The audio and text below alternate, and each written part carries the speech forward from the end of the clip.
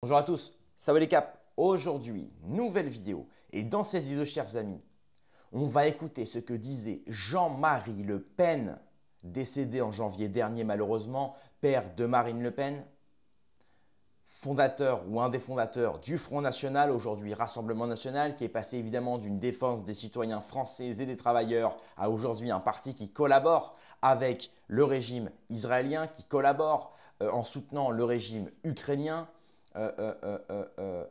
Et qui, évidemment a renié tous les principes fondamentaux de l'idéologie père. Tout ça pour arriver aujourd'hui à grappiller quelques pourcents pour peut-être arriver au pouvoir.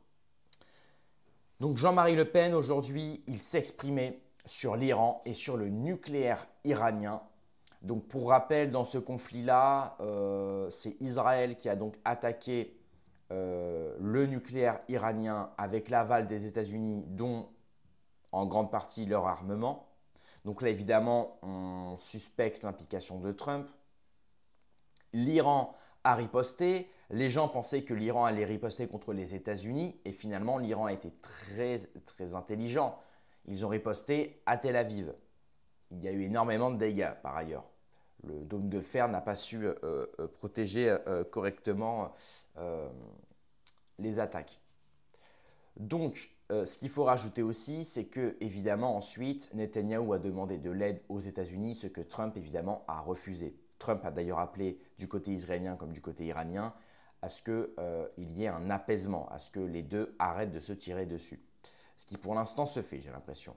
Mais il est à noter quand même que énormément de hauts majors et de hauts militaires iraniens ont été tués par les services israéliens. Donc, voilà, comme dit Asselineau, au niveau d'Israël, ils sont quand même assez professionnels.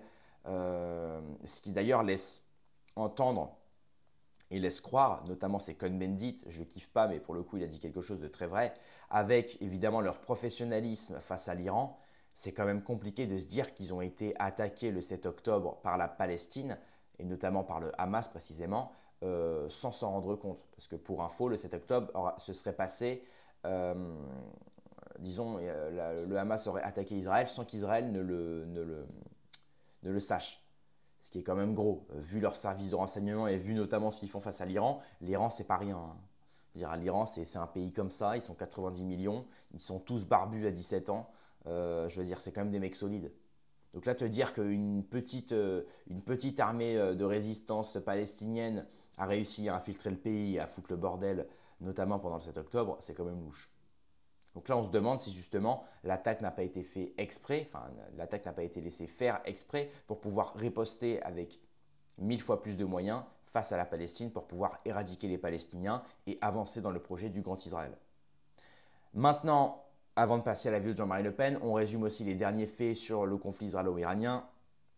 Donc maintenant, la nouvelle thèse, ce serait en fait que Trump et donc les États-Unis et le gouvernement qui va avec, l'administration qui va avec, a donné leur accord à Israël pour attaquer l'Iran, pour que Israël se retrouve en conflit face à l'Iran, sans que les États-Unis n'interviennent, pour que justement Israël puisse se brûler les ailes et puis justement peut-être s'autodétruire face à l'Iran, puisque l'Iran, c'est pas personne. Et donc justement, ça permet de déstabiliser un petit peu l'Orient, et de l'autre côté, ça permet aussi de déstabiliser Israël. Et pendant ce temps, Trump peut faire ses affaires, et surtout, Trump peut laisser Israël mourir à petit feu. Si ça s'avère vrai, enfin si c'est avéré, parce qu'avéré vrai, c'est un oxymore, si c'est avéré, c'est du génie. Maintenant, j'ai quand même du mal à y croire actuellement. Mais c'est la thèse de Philippot, c'est la thèse notamment de l'expert dont on a réagi hier, je vous incite à voir la vidéo. Donc tout ça n'est pas impossible. Voilà. On va maintenant regarder la vidéo de Jean-Marie Le Pen sur l'Iran et le nucléaire iranien. Avant de commencer, je vous incite à mettre un énorme pouce bleu, ça aide pour le référencement et surtout à vous abonner à la chaîne YouTube puisqu'aux 80 000 abonnés, il y a de grandes chances qu'on invite Philippot, Asselineau ou de nouveaux intervenants sur la chaîne. Donc n'hésitez pas à vous abonner, ça va vraiment aider la chaîne. Voilà, voilà. On va pouvoir commencer avec la vidéo de Jean-Marie Le Pen, c'est parti. Est-il normal que l'Iran accède à l'arme nucléaire? Je ne sais pas s'il est normal. C'est un pays de l'ONU, n'est-ce pas, hein? je crois qu'elle n'a pas l'intention d'acquérir l'arme nucléaire, mais de se doter d'une industrie nucléaire. Et j'estime qu'elle en a tout à fait le droit. On ne voit pas pourquoi l'Iran n'aurait pas les mêmes droits que ses voisins. D'ailleurs, il y a des pays qui ont la bombe atomique dans le coin. Hein. Il y a Israël, il y a le Pakistan, l'Inde, la Chine, la Corée du Nord et bien d'autres. Donc il est normal que l'Iran l'ait en parallèle avec Israël. Je ne sais pas, madame. À ma connaissance, le gouvernement iranien nie avoir des intentions militaires. Par conséquent, je m'en tiens à sa déclaration. Voilà, cela étant, je crois que si ça se produisait, eh bien, il y aurait un phénomène de dissuasion, en fait. On sait bien que c'est l'équilibre de la terreur. Cela étant, il est bien évident que la profusion de l'arme nucléaire dans le monde peut avoir des conséquences absolument dramatiques sur la paix de celui-ci. Et moi, je crois qu'il y a une politique à préconiser, ce serait le désarmement nucléaire. C'est-à-dire que les pays qui ont des armements nucléaires commencent progressivement à désarmer pour prouver leur désir de paix. Eh bien, c'est cette déclaration curieusement pacifiste de votre part, Jean-Marie Le Pen. Et pourquoi non? Que ça termine cette édition de Radio France Politique. Ah ouais, d'accord. Donc je suis assez étonné de Jean-Marie Le Pen qui lui appelle même à un désarmement nucléaire de la part des pays nucléairement armés. C'est vrai que les gens sont mal renseignés sur le nucléaire et c'est pour ça que j'avais invité Gérard Chevrier il y a maintenant 2 mois de cela. Il nous avait expliqué, mais c'est vrai que le nucléaire permet surtout comme l'a dit Jean-Marie Le Pen, c'est de pratiquer la politique de la terreur, c'est de dire nous avons l'arme nucléaire, donc attention. Mais en fait, aucun pays ne va l'utiliser. Et effectivement, c'est le cas de l'Iran aussi. L'Iran a le droit de s'armer nucléairement parlant, ne serait-ce surtout dans cette partie de l'Orient où Israël est la seule à l'avoir, ou du moins officiellement. Il y a aussi évidemment, excusez-moi, un petit peu plus loin, le Pakistan, la Chine, comme il l'a dit, la Corée du Nord.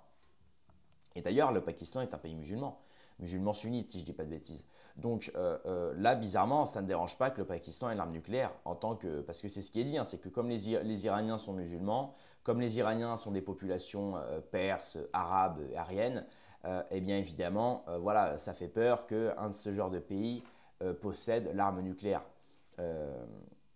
Et en fait, de quel droit ne pourrait-il pas l'avoir?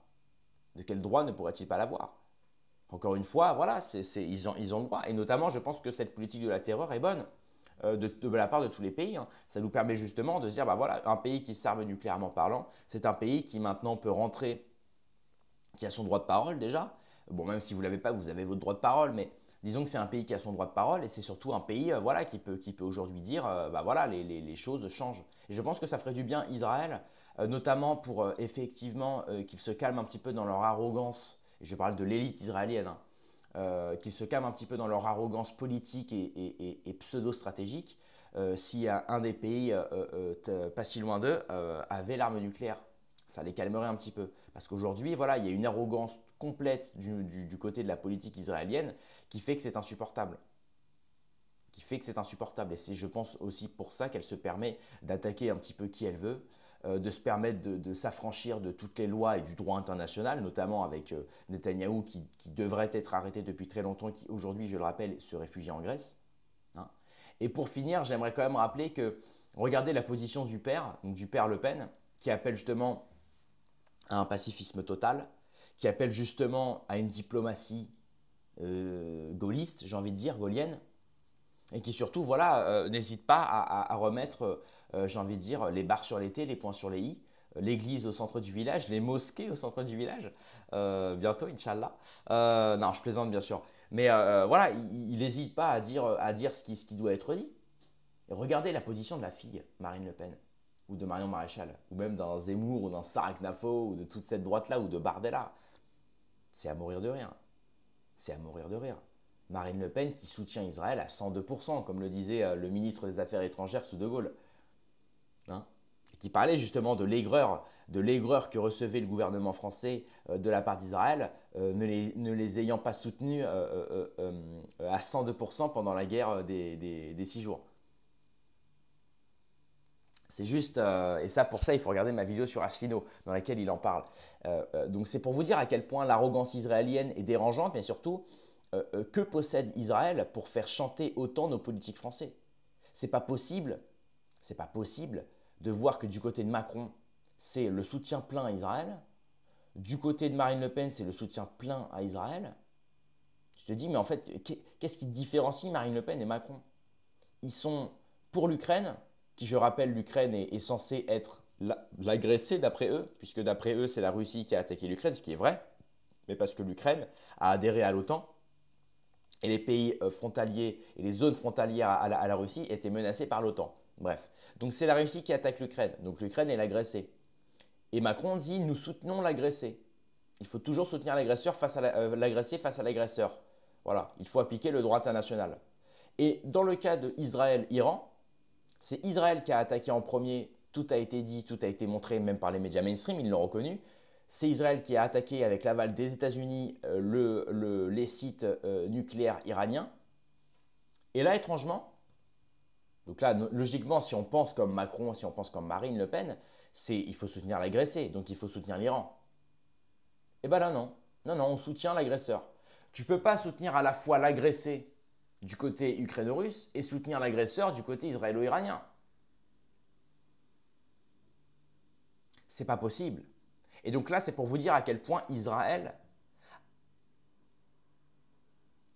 il y a un truc qui ne va pas. Alors, soit ils ont peur d'être fichés comme antisémites, mais ça voudrait dire qu'à quel point ne pas soutenir Israël dans un conflit, là on ne parle même pas de judaïté, on ne parle pas de conflit religieux ou quoi que ce soit, là on parle de ne pas soutenir Israël parce que c'est eux qui ont attaqué en premier. Ne pas soutenir une armée qui a attaqué un pays sans qu'il le demande, sans qu'il n'ait rien fait pour, ce serait être antisémite? Non mais là on délirerait complètement. Et c'est là où, je vous le dis les gars, la France est morte.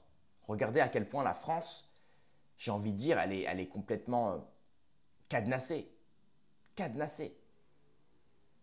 Ça c'est terrible. Avec la collaboration des médias. C'est terrible. Et c'est tout ce que j'ai à dire. Donc bravo à Jean-Marie Le Pen qui, encore une fois, a fait preuve de pacifisme, même s'il n'est plus de ce monde. Il a fait preuve de pacifisme, il a fait preuve d'honnêteté jusqu'à la fin de sa vie. Et franchement, j'apprécie énormément. Et je pense que même le peuple iranien appréciera tout autant. Excusez-moi.